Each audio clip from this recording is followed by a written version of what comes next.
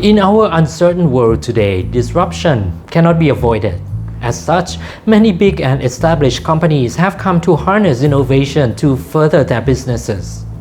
But how exactly does this innovation look like?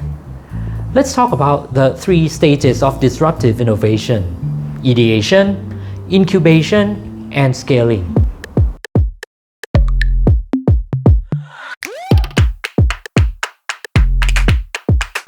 First, let us explore more about the concept of innovation. Many companies understand the importance of innovation. In fact, it is a buzzword that we hear very often. Companies such as Ford, Tesco, and Toshiba have invested heavily in innovation-related events to promote new ideas. So, why haven't we seen more impressive results? According to Raleigh and Bean in 2019, this is because firms do not understand how to manage innovation properly. There are two main types of innovation: incremental innovation and discontinuous innovation. Incremental innovation makes use of existing assets and capabilities. On the other hand, discontinuous innovation helps companies to develop new capabilities and assets to sell to new customers. Managing disruption thus requires leaders to balance both incremental and discontinuous innovation. This may include asking the question of whether business should focus on reliable short-term results or explore new areas where results may be uncertain. Firms will need to be ambidextrous. In other words, they need to be flexible and be open to experimentation. But what counts as successful ambidexterity? The first stage of successful ambidexterity is ideation, or the generation of new ideas. There are four main approaches when it comes to ideation. First, we have open innovation. As its name suggests, firms tap into the creativity of those outside the firm. Sometimes, these firms contribute ideas to others who are not in the firm.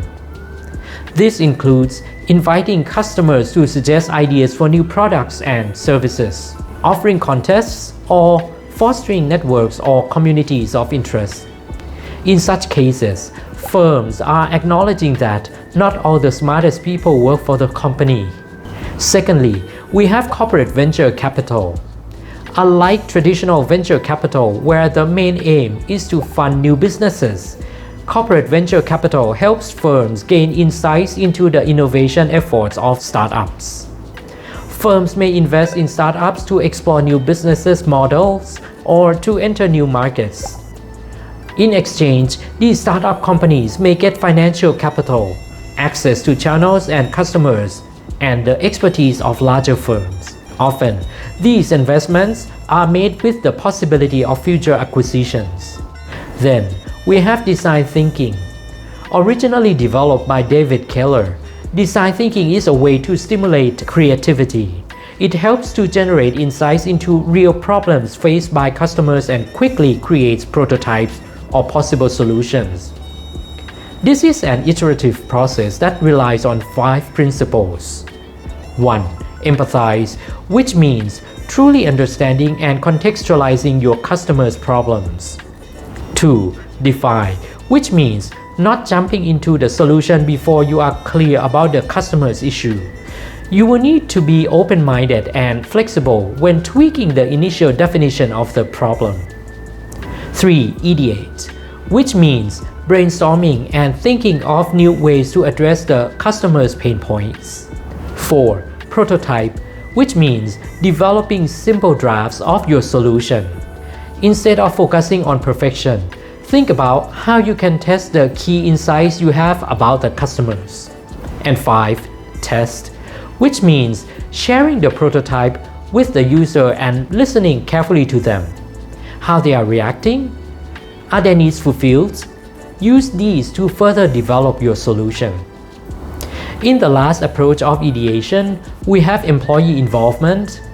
This means getting the employees involved beyond suggestion boxes. Instead, companies may organize online suggestion systems, internal contests, and hackathons. You may have realized not all ideas produced will be good. So, how does a leader decide which idea is good enough to follow up on? This is where incubation comes in. Incubation is a process to determine whether the idea meets the market test. This is the second stage of successful ambidexterity. Finally, after the incubation stage has been secured, businesses may look towards scaling or growing the new venture. This is a step into the unknown. Sometimes there is the temptation to speed forward too hard and too quickly. As such, a golden rule for scaling is never invest ahead of learning. To be successful at scaling, firms need to keep things balanced and be open to using multiple approaches, such as acquiring through mergers and acquisitions, building capacity through investments, partnering with partners with the resources that a venture needs to scale, and leveraging assets from mature businesses. In conclusion, we have learned the three stages of disruptive innovation. As threats of disruption increase, organizations need to focus on innovation. Each of the three stages, ideate, incubate, and scale, is distinct and necessary.